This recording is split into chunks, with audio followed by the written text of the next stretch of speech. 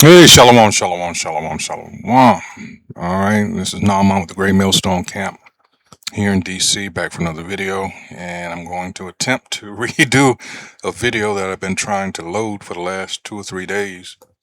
For some reason, it wouldn't. But oh well, let's give it another try.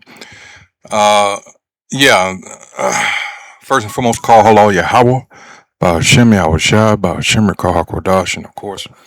Double honors go out to the apostles, bishops, and elders of Great Millstone, all right, who deserve double honors. Salutations also go out to the fellow Akim that are out there on the highways and byways, week in and week out, sometimes more than once a week, all right, but who also put up numerous videos, all right, and these go out across the four corners of the earth, all right, and they're used to wake up the remaining, hopefully elective our people. They provide edification, all right. And it will behoove whoever watches them, all right, to take them very seriously. But we realize a lot of you won't, but that's on you. But in any case, here's the copyright disclaimer under Section 107 of the Copyright Act of 1976. All right, allowance is made for fair use for purposes such as criticism, comment, news reporting, teaching, scholarship, and research. Fair use is a use permitted by copyright statutes that might otherwise be infringing. Non-profit, educational, or personal use tips the balance in favor of fair use. Fair use, fair use, fair use. And today we're going to talk about those rats over there in our land. This is the Israeli paradox. While the world flees the Middle East, as they call it, Western Asia, Israelis fight for a plane ticket to war. Boy, what a time to be a licensed pilot. You'll understand what I just said when I get to it here shortly. Anyway, this article is by C-Tech, all right. It says, Gulf elites scramble for private jets. Israel races to bring 150,000 citizens back into a missile zone. I wonder why. For an outside observer, it is difficult, if not impossible, to understand the logic. In a country under multi-front missile attack, the most natural human instinct is to pack a suitcase and flee. Indeed, that is precisely what residents of the Persian Gulf and many foreigners staying there are now doing. In Israel, however, the opposite is taking place. Rather than escaping, the country is mounting a vast natural effort to bring home 150,000 citizens directly into a war zone. You have to ask yourself, well, why is that? Look at them. Look at them in this shelter here. Look at them. Doesn't feel so good, does it? Oh, it's going to get far worse. Let's try to look so innocent. And yet these are the ones celebrating the bombing and the outright murder of people who can't defend themselves in Gaza. And now they're doing it to Lebanon. But they just can't.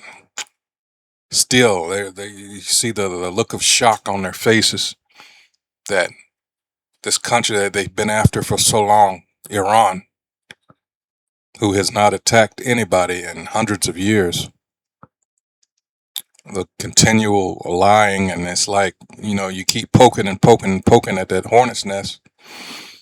And now you, well, you asked for it, right? Boy, this is beautiful to be alive just to see this part. It says to grasp the magnitude of this paradox, one must first. Let's get that definition for paradox. All right, a paradox is a statement, proposition, or thing that seems to contradict itself or go against common sense, yet may be true or reveal a deeper complexity. All right. Originating from Greek for contrary to opinion, they are used in philosophy to challenge logic and in daily life to describe conflicting situations. Also, the irony of it all cannot be lost, and we'll get to that. All right. To grasp the magnitude of this paradox, one must first look beyond Israel's border. The Iran-U.S.-Israel war that erupted at the end of February has plunged regional aviation into turmoil, affecting an estimated 1.5 million passengers. Airspace over the Gulf states has been designated high risk. The massive hubs of Dubai and Qatar, which together account for roughly 10% of global air traffic, have been severely disrupted, with flights suspended or rerouted. Across the Gulf, fear is palpable. Wealthy residents of Dubai and neighboring principalities are reportedly willing to pay almost any price to leave, with commercial airlines reluctant to operate in high-risk airspace. All right. Yeah, that's understandable. So, in other words, you're going to have to pay. All right. And let's see. A short flight to Istanbul now costs as much as 85,000 euro. Ooh, let's get a. Hold on. I'm going to see if I can find a. Hold on. Let me put this on. All right. So let's do the conversion here. I had to download this. I did one a day or two ago, but it was on a different machine. So let's see, 85. What was that number? Was it, yeah, 85 even? Let's see. Because this is going to be one, two, three. 85,000 euros is just under 100,000 US large. Look at that. Per flight. That's why I was saying earlier, oh man, what a time to be a licensed pilot. And it goes up more than that. Let's see. A short flight, again, 85,000 euros, which is 99,300 USD. Individual seats on rare outbound flights to Europe are reportedly being sold for 90,000. All right, let's do that. Uh,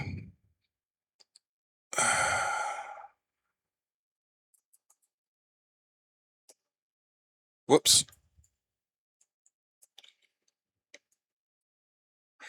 So 105,165 large USD. Per flight, mind you. All right. So it says outbound flights to Europe. All right. So let's get up a map of the world just to show you how short a flight that is. Let's see. World map.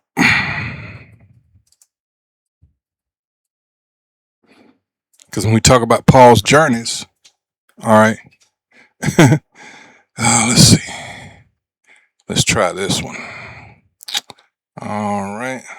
Let's see if I can enlarge this. All right, here we go. Let's see. Come on here. All right. Let's see. All right. Now, if we can just get over here and. Oh, shit. I gotta figure out how to. Hold on.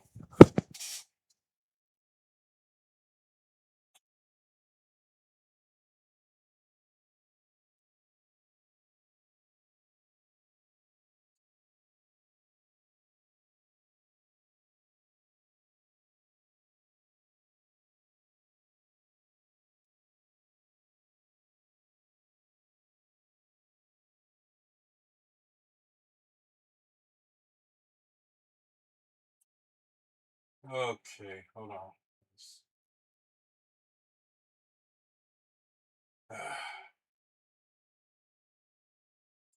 So,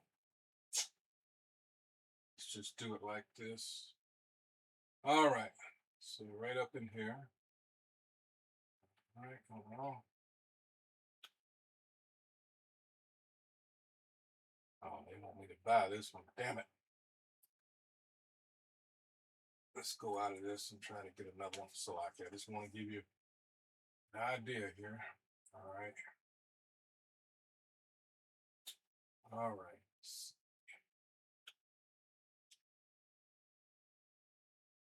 Oh, come on now. Work with me here. All right. So we up in here. All right. Yep, Israel. All right. God dang it. And here's Turkey. All right. Again, Israel here. I can't.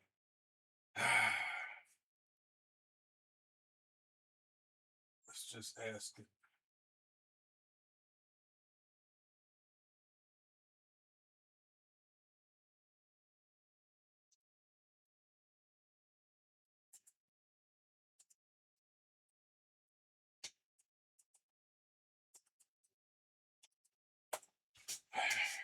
Of course not. Of course not. All right. 16 hours. Let's see. 12. Hold on. Distance from Israel to Turkey. Let's get that. Just in general. All right. 879 kilometers or 546 miles. See? And there is. Maybe I should have did that the first time. God dang it. Well, so sensitive. There we go. So you can see. See that? All that money. And that's not the lowest point, of course. Because I, back in the day, was like up in here. Years and years ago. But just to give you some idea, it's not that far. All right. It's like from where I am, it's less than 3 times the distance from here to New York. All right. So let's go back to the article. For 100K, that's one way. So these people got money. He said those unable to afford such prices are embarking on arduous overland journeys, driving up to 10 hours to Riyadh in Saudi Arabia in search of an operational airport. The message across much of the region is clear: leave at any cost. At the same time, just a few hundred kilometers away, Israel's skies have become a battleground. Hezbollah has joined the conflict, launching barrages of precision missiles and drones not only at northern cities and Haifa, but also toward major population centers in central Israel. Yet, contrary to what many would consider a Western survival instinct, Israelis stranded abroad are not choosing to remain in safer cities in Europe or Asia.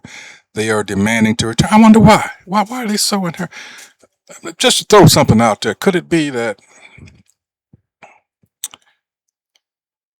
they want to make sure they can keep what they've stolen? And I mean, this is just characteristic of, you know, this is Edomite nature 101.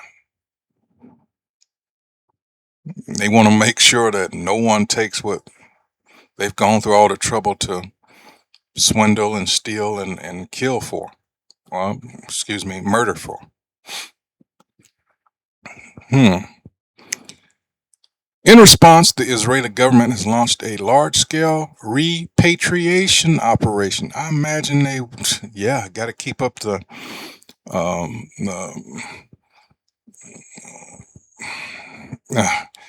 mobilizing an entire civilian air fleet to land approximately 200 passengers per hour at Ben Gurion Airport. Israeli carriers El Al, Arkia, Is-Air, and Haifa Air are operating around the clock. El Al is placing customers on rescue flights without additional charges.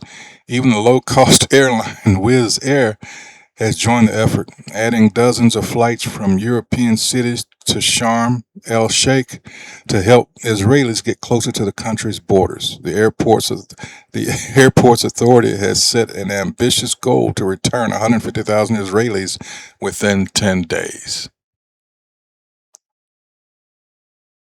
All right, now we're going to get into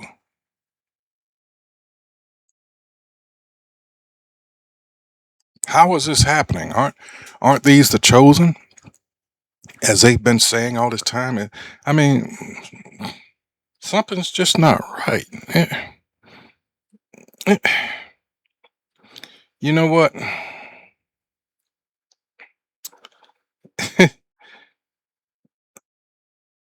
Something just does not sit right. All right. So we're going to get into it just because this doesn't fit the prophecies. Okay.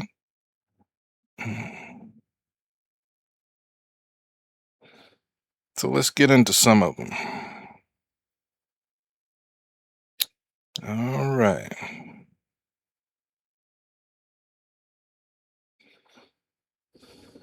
First and foremost, let's get, because one of the big ones in the Old Testament, well, there's plenty in the Old Testament. For one of the first ones, big one I remember from Deuteronomy. All right. Let me see if I remember. Let's see. I think it's one of the last verses. Let's see. Yeah, verse 28. How about that? Deuteronomy 33 and 28. Let's see. Let me start up. Start 27. The eternal God is thy refuge, and underneath are the everlasting arms, and he shall thrust out the enemy from before thee. And yet, since you've been there, 47 and 48, all the terroristic activities that took place, the bombing of the King David Hotel, which killed British soldiers. All right. Let's see. It's been nothing but conflict, but that's not supposed to be. That doesn't fit. It says, and thrust out the enemy from before thee. And shall say, destroy them. Israel then shall dwell in safety alone. The fountain of Jacob shall be upon a land of corn and wine. Wait a minute. That land is still cursed. You have to import things. What do they call it? The kibbutz. Something like that. So the land is still cursed. So again, it doesn't vibe with the prophecies that's saying it should be upon a land of corn and wine. Also, his heavens shall drop down dew.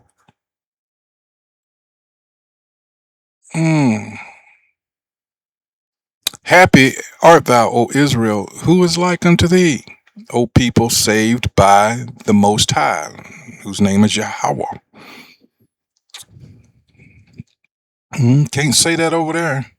The shield of thy help, and who is the sword of thy excellency? And thine enemies shall be found liars unto thee, and thou shalt tread upon their high places. No, something does not fit. It's no, nope.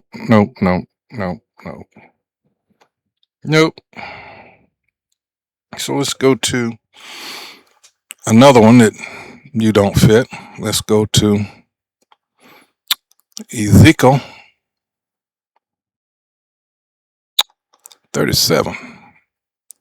I think it's 21 specifically, but again, the valley of dry bones. This, along with Jeremiah 17 and 4, does not fit you. Simply, you say you've known who you were for 6,000 years. Isn't that what I've heard some of them say? Some crazy shit like that. 3,000, whatever. But that doesn't fit the prophecy of Jeremiah 17:4, saying that you would lose your identity. All right.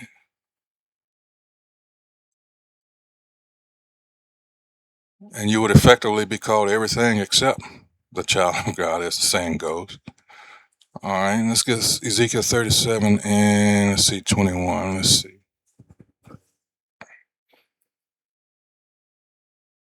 All right, it says, and say unto them, thus saith the Most High, behold, I will take the children of Israel from among the heathen, whither they be gone, and will gather them on every side and bring them into their own land. Not the Balfour Declaration. All right. And I will make them one nation in the land upon the mountains of Israel. And one king shall be king to them all. Okay, who is that king? And one king, what you mean tell me it's Netanyahu? It's the late David Ben-Gurion? Well, he's late, so that can't be. So where is King David? And they shall be no more two nations. All right. But all you ever hear is, we're the Jews.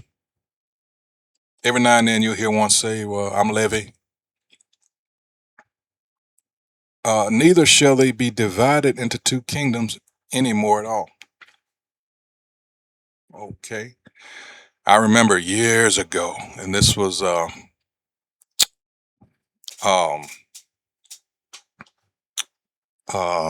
Priests of Bach. This was in LA. This was along the beach there.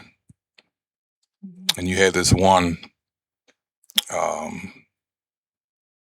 damn, I used to have that. I got it somewhere because I made sure I found it and I recorded it, but it's not available to me now.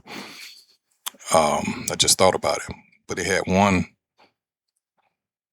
so-called Israeli Jew, and the question was asked. It said, where are the other tribes? And this old Edomite said, oh, we just combine all of them. I said, what? He said, yeah, yeah, they always come up with something. It says 23, neither shall they defile themselves anymore with their idols. What's one of the big things that we always try to get people to recognize is going over there now? And that's the LGBT, I almost said TV, LGBT goings on over there, that huge parade they have. All right. Kosher pork, all of that. It says, neither shall they defile themselves any more with their idols or with their detestable things, nor with any of their transgressions. But I will save them out of all their dwelling places wherein they have sinned, and will cleanse them. All right. And they shall be my people, and I will be their God. And David, my servant, again, shall be king over them. Where's he at? If they're the people. Where's King David? And they shall have one shepherd. They shall also walk in my judgments. Is that happening? No. And observe my statutes and do them. And they shall dwell in the land that I have given unto Jacob my servant, wherein your fathers have dwelt, and they shall dwell therein, even they, and their children, and their children's children forever. And my servant David shall be their prince forever. Moreover, I will make a covenant of peace with them. It shall be an everlasting covenant with them, and I will place them and multiply them, and will set my sanctuary in the midst of them forever. Doesn't sound like them folks over there now.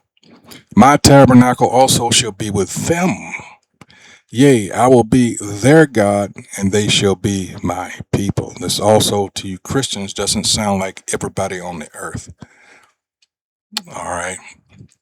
Spiritual Israelites. Romans 9 just destroys all that. 28. And the heathen shall know, again, separation. And the heathen shall know that I, the Most High Yahweh, do sanctify Israel.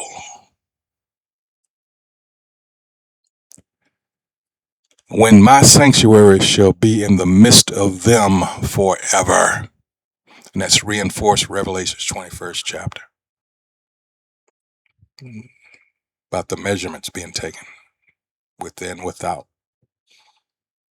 All right.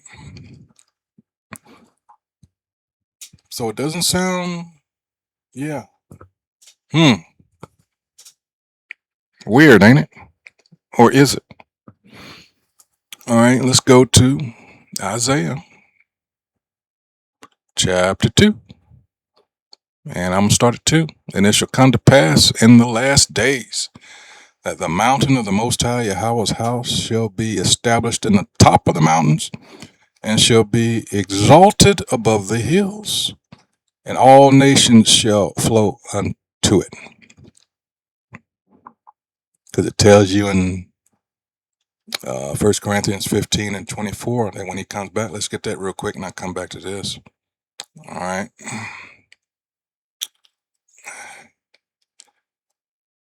That all kingdoms, let's just get it.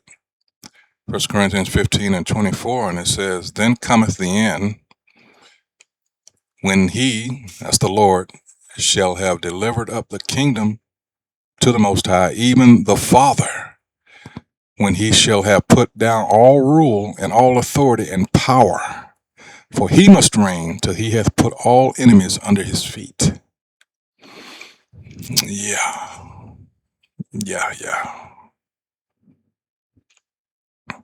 I know a lot of you have been deceived, but when you hear these scriptures, these prophecies, they don't fit these people. Still, a lot of you, whether it be because of pride, jealousy, whatever have you, you still put your trust in that piece of shit standing in that pulpit that was set up to deceive you in the first place.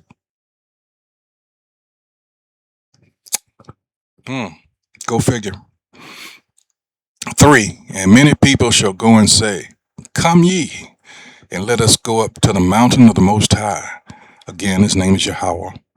To the house of the God of Jacob, and he will teach us of his ways, and we will walk in his paths. For out of Zion shall go forth the law and the word of the Most High from Jerusalem. What's coming out of that place?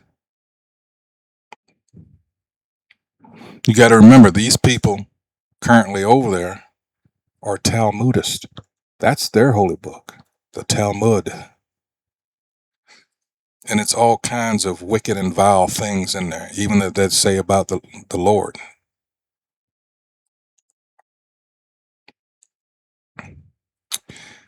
4, and he shall judge among the nations, and shall rebuke many people, and they shall beat their swords into plowshares.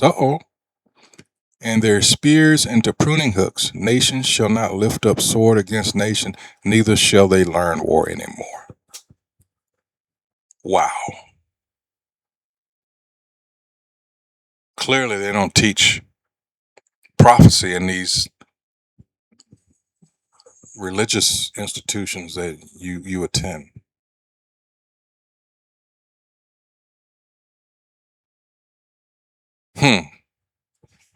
Let's continue on.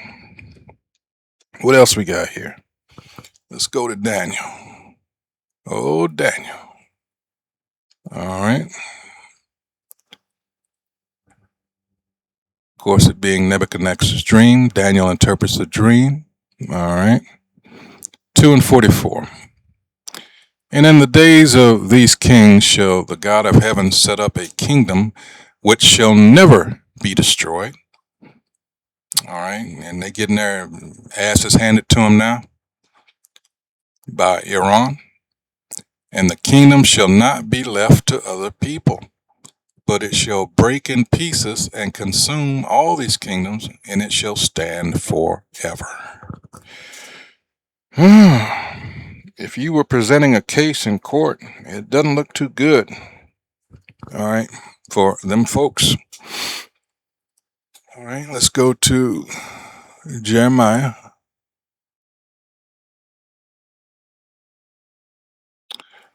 All right. 30, restoration for Israel and Judah, both kingdoms, northern and southern. Verse 3, for lo, the days come, saith the Most High, Yahweh, that I will bring again the captivity of my people, Israel and Judah, meaning he will end the captivity, saith the Most High, and I will cause them to return to the land that I gave to their fathers, and they shall possess it. But currently, what do you have going on over there? You have, let's go to Ezekiel. All right. You keep seeing here, the Lord will do this. All right. This is Ezekiel 36. Prophesy to the mountains of Israel. Also, son of man, prophesy unto the mountains of Israel and say, ye mountains of Israel, hear the word of the Most High, Yahweh. Thus saith the Most High, because the enemy hath said against you, aha, even the ancient high places are ours in possession. Balfour Declaration. When you read that,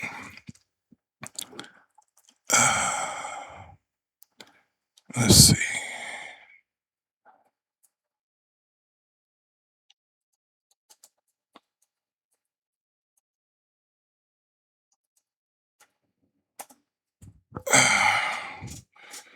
All right. There we go. In fact, all right. Let me continue. It says, aha, even the ancient high places are ours in possession. Therefore prophesy and say, thus saith the Most High, because they have made you desolate and swallowed you up on every side, that ye might be a possession unto the residue of the heathen, and ye are taken up in the lips of talkers, all right, and are an infamy of the people, all right. So let's say, because the enemy have said, aha, even the ancient places. Now let me read this. So, dear Lord Rothschild, this is November 2nd, 1917. All right. I have much pleasure in conveying to you, on behalf of His Majesty's government, the following declaration of sympathy with Jewish Zionist aspirations, which has been submitted to and approved by the cabinet.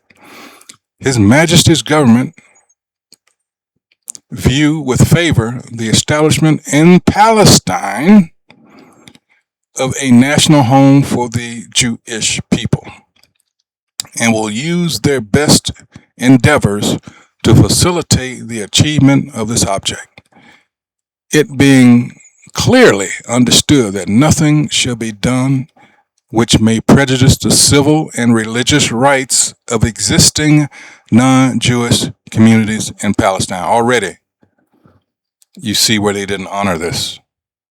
All right. Nothing shall be done which may prejudice the civil and religious rights or the rights and political statutes enjoyed by Jews in any other country. I should be grateful if you would bring this declaration to the knowledge of the Zionist Federation. So already we hear, which I have much pleasure, all right, and clearly none of these people belong in that land, all right, but I'm just showing you there that they didn't even honor this declaration to the fullest, because again, you're dealing with Edomite slash white supremacists. And they must have total control. That's the way it's showing you here. It's the same people.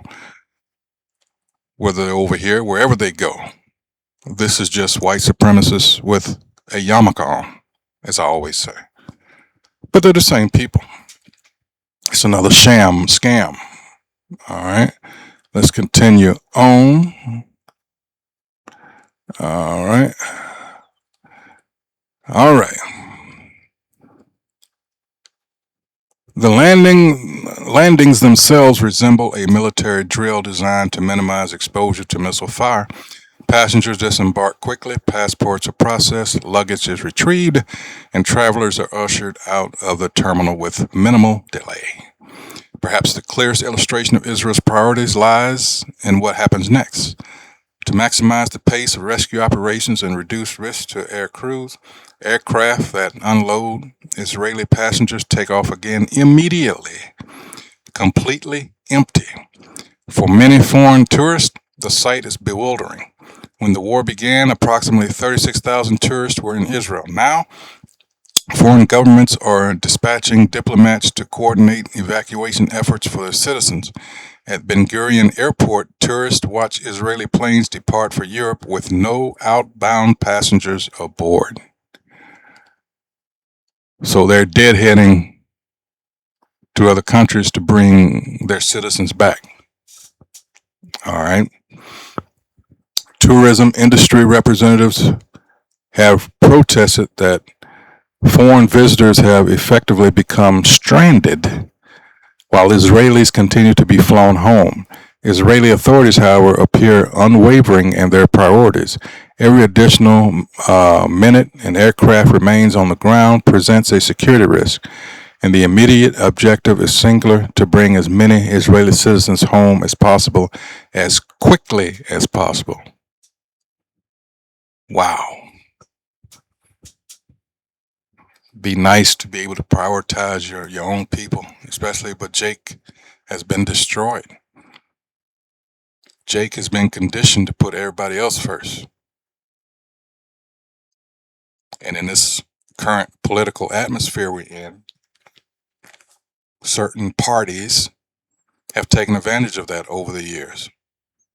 Until now.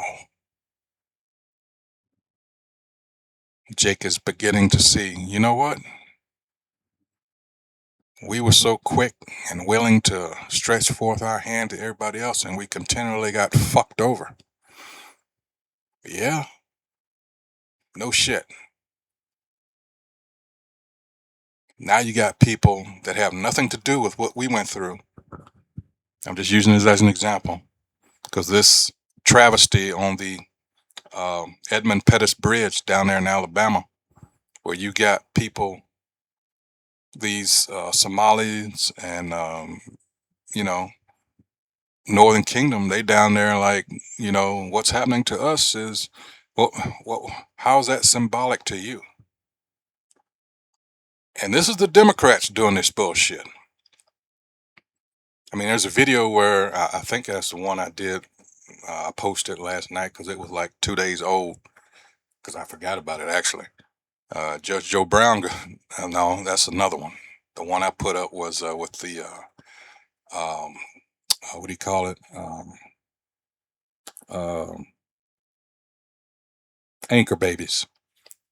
And that's the thing too, the misuse of the 14th Amendment, which, you know, that's arguments are still going on in the Supreme Court about that, but I don't mean to stray away from this, but it's a lot of shit going on. All right. And with this, I got to say, there's more and more people are seeing these are not the folks, these are not the chosen of the Most High, the God of Israel. They're frauds. This is a criminal cabal. It has been that way for hundreds of years. All right. The banksters. This is who you're dealing with. Remember Meyer Amschel's quote, "Give me control of a nation's money, and I care not who makes the laws." Is that not what you're seeing with the Epstein files? Yeah, no shit. Let's continue on. I got a few more scriptures to prove. All right, these people don't fit the prophecy. All right, let's go Wisdom of Solomon. Let's go into the Apocrypha. All right.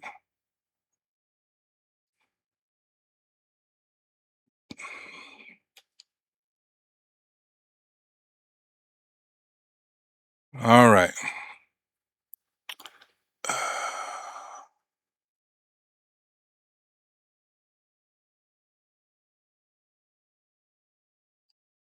They shall judge the nations and have dominion over the people, and their Lord shall reign forever. All right.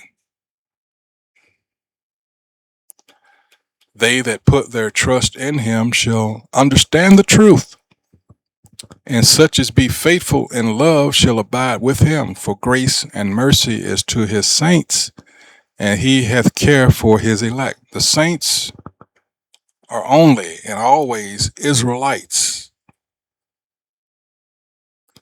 both in flesh and spirit. Not everybody that just, you know, agrees with what is said. The so-called spiritual Israelites. That's not what's going on. It's complete um, misrepresentation and misunderstanding of Galatians. All right, third and fourth chapters. All right, what else we got?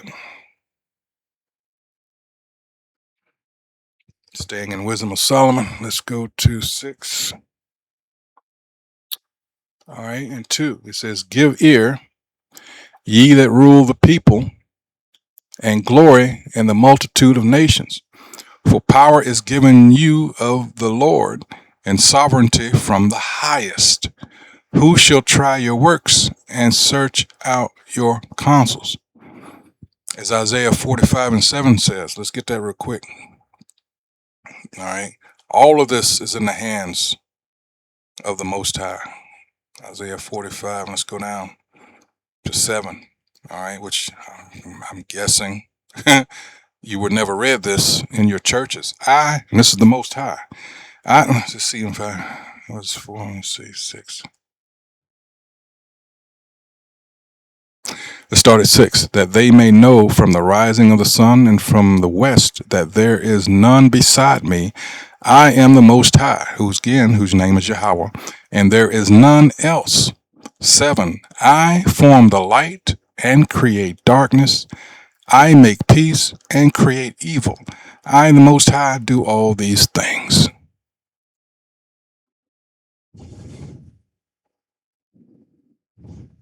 It's right there.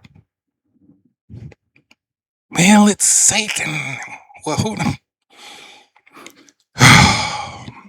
I form the light and create darkness. I make peace and create evil. I, the Most High, do all these things. It's about balance, people. Balance. All right. What else we got here?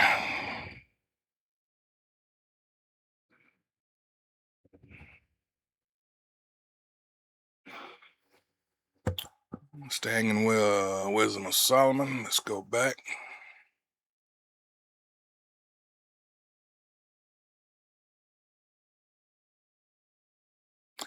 Wisdom of Solomon 8:14. "I shall set the people in order, and the nations shall be subject unto me."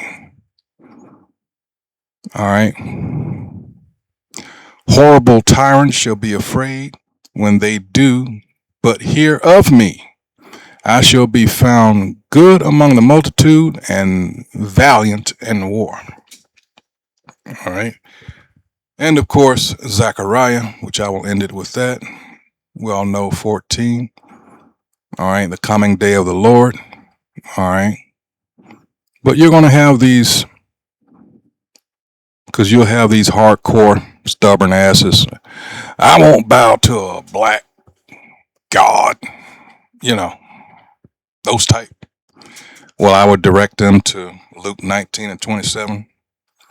But this is for those nations that choose not to, you know, go along with the program in that day. Let's see.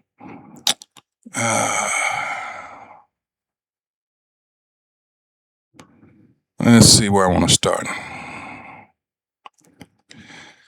Zechariah 14 and let's see.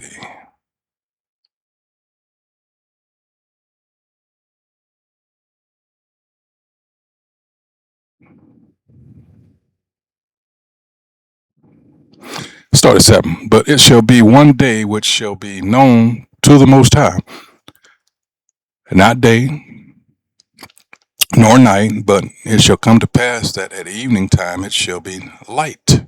And it shall be in that day that living waters shall go out from Jerusalem, half of them toward the former sea, and half of them toward the hinder sea. In summer and in winter shall it be.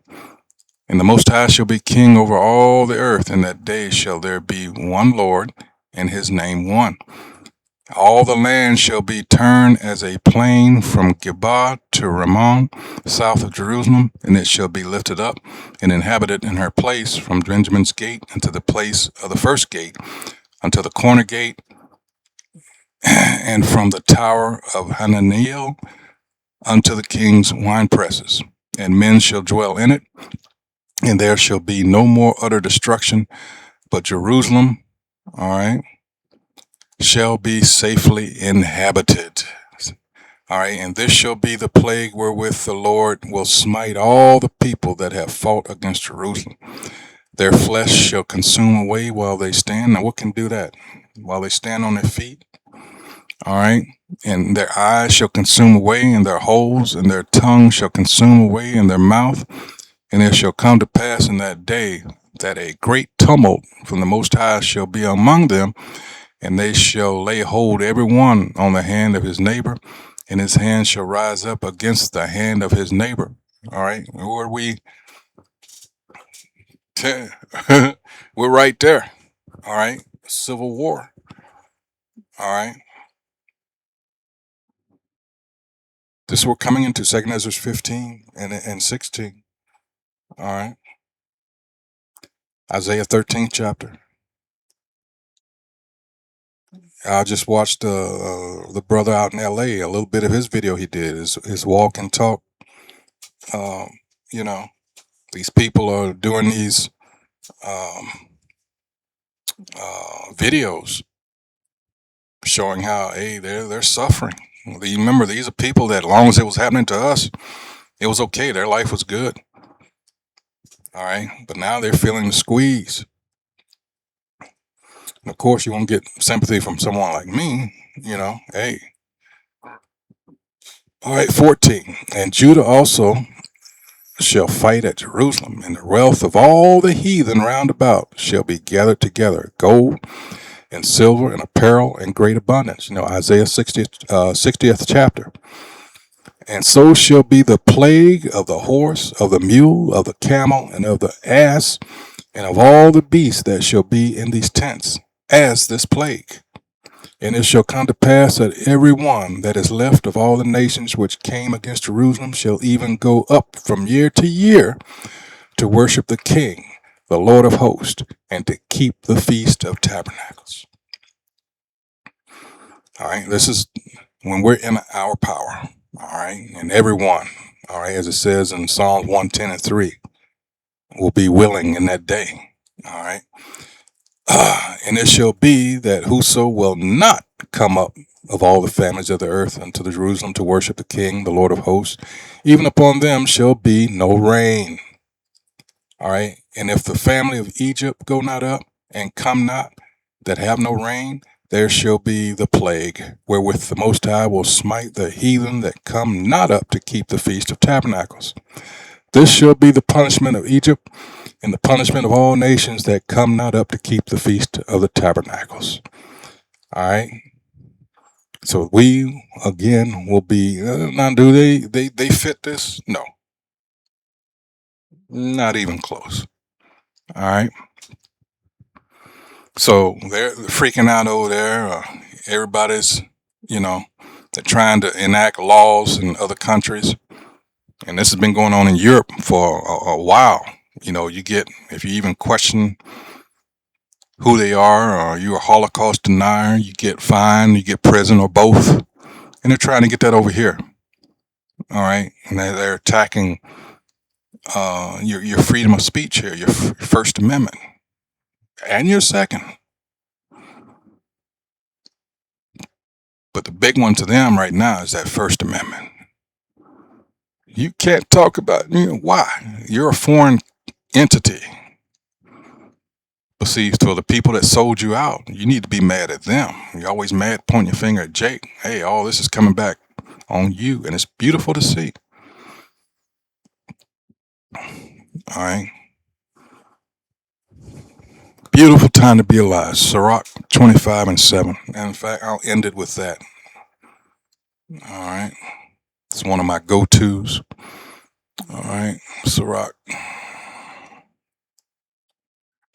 25:7. All right. It says, there be 9 things which I have judged in mine heart to be happy. And the 10th I will utter with my tongue. A man that hath joy of his children, and he that liveth to see the fall of his enemy. And that's what we're that's what we're witnessing right now. These motherfuckers are going down. Beautiful. All right, I'm gonna leave it there. Again, this has been the Israeli Paradox. While the world flees the Middle East, Israelis fight for a plane ticket to war, by C-Tech. All right. So once again, I hope whoever views this video has been edified. That's what we do here at Great Millstone. All right.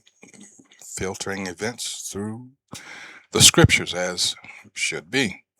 All right. And we'll encourage you again to remain circumspect out here. All right. Keep those eyes and ears open always. So with that, until the next video, shalom.